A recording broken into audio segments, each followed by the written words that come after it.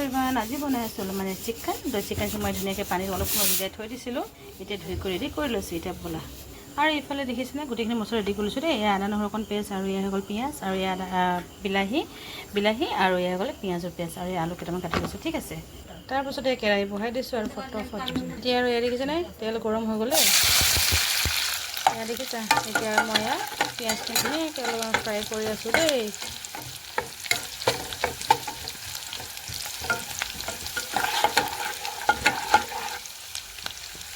এতিয়া মাংসখিনি দি দিছোঁ দেই অলপমান।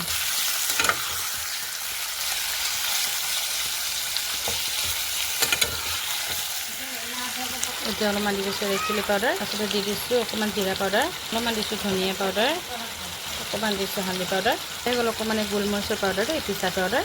জ্বলা হ'ব ন, তাৰ অকণ বেছিকৈ দিছোঁ। তাৰপিছতে দিছোঁ এইখিনি পিঁয়াজৰ পেষ্ট, আৰু ইয়াৰ গ'লে বিলাহী পেষ্ট, ইয়াৰ গ'ল অকণ আদা নহৰু পেষ্ট।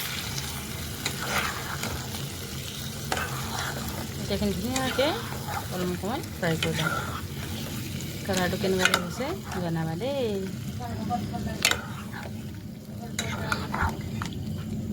আৰু অকণি নিমখ দি দিছোঁ, নিমখটো পাহৰিয়ে গৈছোঁ, এতিয়া দি দিছোঁ। তাৰপিছত এতিয়া আৰু অলপ সময় ঢাকি পেলাই থৈ দিম। দেখিছা সিজি আছে ন, মজাকৈ সিজি আছে দেই।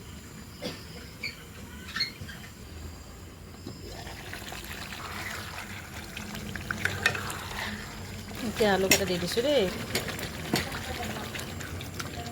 কেনেকুৱা লাগিছে জনাবাচোন। ঠিক আছে, দেখিবলৈ কেনেকুৱা লাগিছে জনাবাচোন দেই। ভাল লাগিছে লগা নাই জনাবাচোন। ঠিক আছে, আৰু এতিয়া অলপ সময় আৰু ঢাকি থৈ দিম দেই। সিজি আছে দেই মাংস। এতিয়া অলপমান গৰম পানী অকণ ঢালি দিম। ঠিক আছে ব'লা। দেখিছা কেনেকৈ উতলি আছে, ইমান ধুনীয়াকৈ উতলি আছে ন, মজা উতলি আছে দেই। আৰু অকণ দি দিছোঁ গৰম মছলাৰ পাউডাৰ দেই। এতিয়া অকণমান গৰম পানী দি দিম দেই। মাংসখিনি সিজিবলৈ কাৰণে গৰম পানী দিছোঁ। ওপৰত অকণমান দি দিছোঁ এয়া কেঁচা জলকীয়া। এইখিনি ধুনীয়াকৈ উতলিবৰ কাৰণে মই অলপ সময় কাৰণে ঢাকি পেলাই থৈ দিম।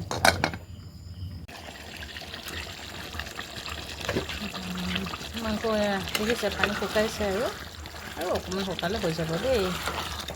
দালি বনাইছোঁ এফালে, আৰু এইফালে মাংস এনেকৈ বনাম, গ্ৰেভি কৰি বনাম। দেখিছে ৰেডি হৈ গ'ল ন, একদম সিজি গ'ল। আৰু এই অকণমান ওপৰত দি এনেকৈ অলপমান মানে গৰম মছলা অকণমান দি দিছোঁ, যাতে অকণমান গোন্ধটো ধুনীয়া হ'ব বুলি।